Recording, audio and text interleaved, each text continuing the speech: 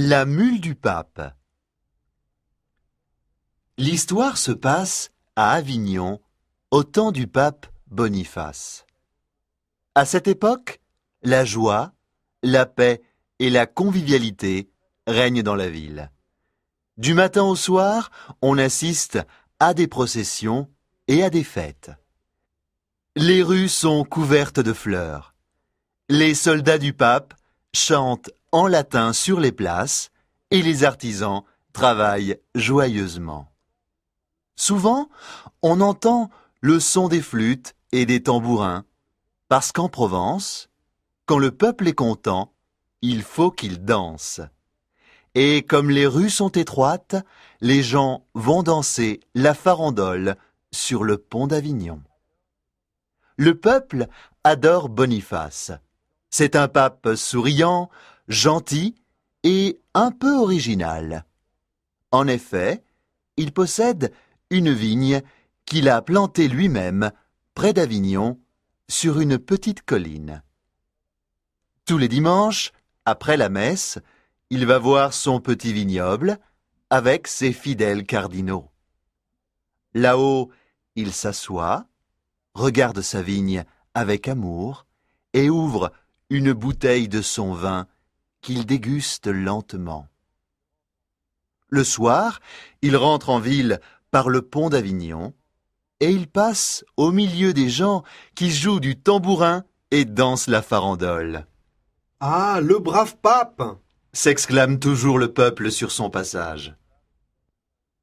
Ce que le pape aime le plus au monde, après sa vigne, c'est sa mule. Une belle mule noire tachetée de rouge. Malgré les critiques de ses cardinaux, Boniface se rend tous les soirs à l'écurie.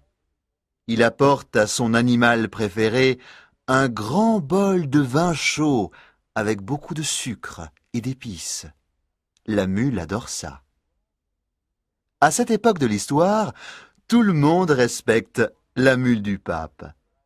En effet, cette brave bête, avec son air innocent et ses 2 longues oreilles, a conduit Tistet-Védène à la richesse.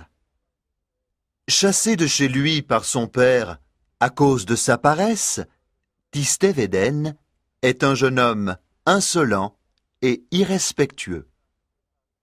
Un jour, le pape Boniface se promène avec sa mule près du palais. Tistet-Védène s'approche, caresse doucement l'animal et dit « Ah, grand Saint-Père, quelle belle mule, comme elle semble douce et gentille !» Le jeune homme sait très bien que le pape Boniface adore sa mule et il espère ainsi gagner sa confiance.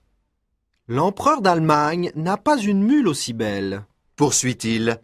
C'est un vrai trésor, une perle fine. Flatté, le pape décide de faire entrer Tistet à son service et il lui demande de venir le lendemain matin au palais.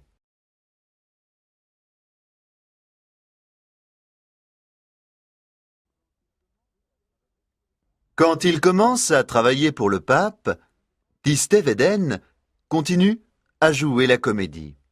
Il est méchant avec tout le monde, mais extrêmement gentil avec la mule. Tous les jours, il va à l'écurie pour donner de l'avoine à l'animal. Bien évidemment, il passe toujours devant le balcon du pape pour se faire remarquer. Un jour, le pape dit au jeune homme : « Je suis vieux et fatigué maintenant. Je ne peux plus apporter à ma mule son grand bol de vin chaud au sucre et aux épices.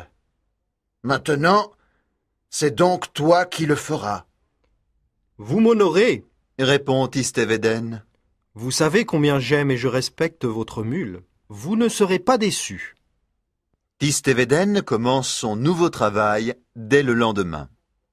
Le jeune homme est content de sa nouvelle fonction, mais pas la mule. Tous les soirs, le jeune homme va à l'écurie accompagné de 5 ou 6 clercs. Dès qu'ils arrivent, le martyre de la pauvre mule commence. En effet, ce sont les jeunes clercs et Tistévéden qui boive le vin qu'elle adore et qui lui tient chaud. En plus, ce sont de véritables diables. Ils lui tirent les oreilles et la queue ou montent sur son dos. Mais le plus méchant de tous, c'est Tistévéden. Un jour, le jeune homme emmène la mule tout en haut du clocher de l'église et il fait croire au pape qu'elle y est montée toute seule. La mule désire alors une seule chose, se venger. Ah! Quel joli coup de sabot! Je vais te donner demain! Pense-t-elle.